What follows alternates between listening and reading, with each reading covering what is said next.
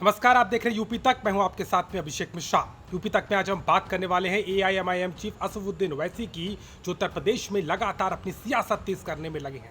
लेकिन इस बार उनका सीधा रुख हो रहा है पश्चिमी उत्तर प्रदेश का, जहां वो 4 जनसभाएं करके पश्चिमी उत्तर प्रदेश के जाट और मुस्लिम कॉम्बिनेशन को तोड़ने की कवायद में है। दरअसल यूपी में लगातार 2022 के चुनाव के मद्देनजर अपनी सियासत को तेज कर रहे असदुद्दीन ओवैसी शोषित और वंचित समाज के नाम पर जनसभा करते हैं। वहां पर मुस्लिम समाज और अन्य समाजों के लोगों की बात करते हैं और बीजेपी सरकार को घेरते नजर आते हैं। इस कवायद में अब वो पश्चिमी उत्तर प्रदेश में एक बार फिर से पहुंच रहे हैं, जहां शुरुआत होगी गाजियाबाद की मसूरी से, जहां वो 17 अक्टूबर को जनसभा करेंगे। इसके बाद 23 अक्टूबर को उनकी दूसरी जनसभा होने जा रही है मेरठ के किठौर में, और उसके बाद 27 अक्टूबर को मुजफ्फरनगर में वो दिखाई देंगे और 31 अक्टूबर को उनका यही सम्मेलन या कह लीजिए ये जो जनसभा है वो सहारनपुर में होगी। दरअसल उत्तर प्रदेश के पश्चिमी इलाके में जाट और मुस्लिम समीकरण बहुत समय तक आरएलडी और समाजवादी पार्टी को फायदा पहुंचाता रहा है।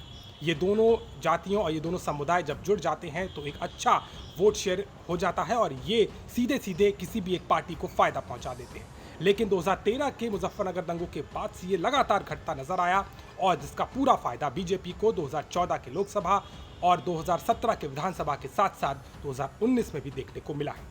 अब असदुद्दीन ओवैसी लगातार जो कि यूपी में है वो कोशिश में है कि इस कॉम्बिनेशन को तोड़ा जाए, और पश्चिमी उत्तर प्रदेश में लगातार किसानों की सरकार से नाराजगी और तमाम मुद्दों पर मुखर होकर वो कहीं ना कहीं मुस्लिम समाज की नुमाइंदगी करते हुए उनके नेतृत्व की बात करते हैं।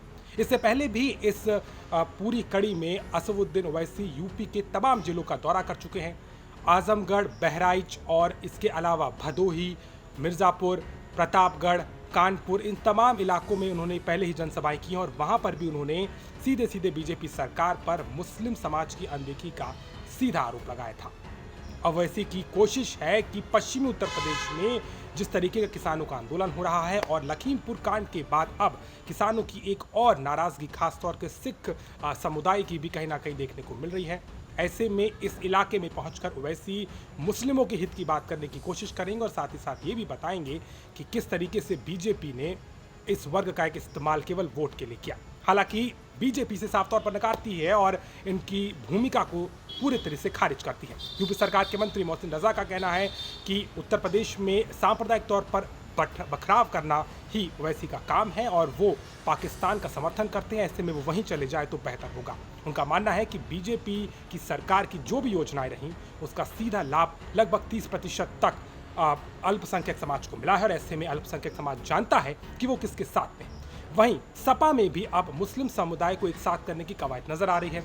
अखिलेश यादव भी इस फॉर्मूले पे काम करते हुए हमें नजर आ रहे हैं। लेकिन पश्चिमी उत्तर प्रदेश में सीधे तौर पर असदुद्दीन ओवैसी ने अब रुख कर लिया है उन इलाकों का जहां जाट और मुस्लिम कॉम्बिनेशन एक विक्टोरियस साबित हो सकता है। ऐसे में मुस्लिम समाज की नुमाइंदगी कर रहे असदुद्दीन ओवैसी एक बार फिर से इन मुद्दों के साथ में जनता के बीच में है और बीजेपी को घेरने की कवायद में है। अब इसका कितना असर होगा ये तो देखना होगा, लेकिन ओवैसी एक बार फिर से यूपी के पश्चिमी इलाके में बीजेपी को चुनौती देने के लिए इस समीकरण को बदलने की कवायद में है। तो यूपी तक में आज के लिए बस इतना ही। देश और दुनिया की ताज़ा तरीन खबरों के लिए आप देखते रहिए यूपी तक। आज के लिए मुझे दी इजाज़त। नमस्कार।